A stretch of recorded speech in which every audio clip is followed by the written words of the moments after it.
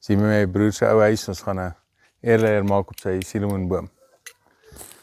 So eers wat jy doen, jy kry vir jou 'n takkie wat lekker mooi lyk.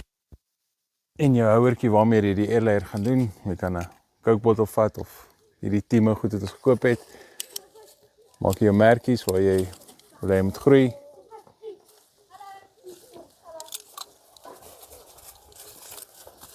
Die doen is jy skil vir hom so af.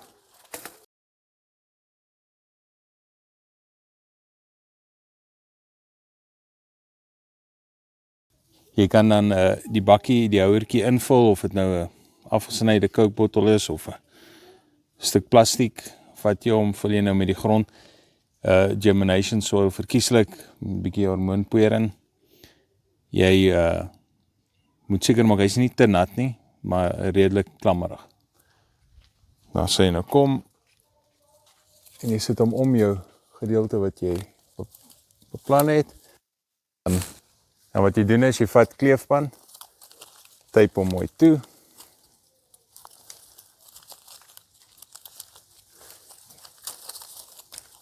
Nou hierdie boom self het 'n bietjie seer gekry as gevolg van die El Nino, dit is 'n bietjie droogte daar hierso en waterbeperkings wat ons nie gereeld van dat maak nie.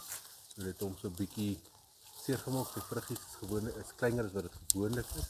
Gewoonlik baie reusagtige vrugte, maar dit is nou tans baie klein. Okay, en hy so is hy toegerap.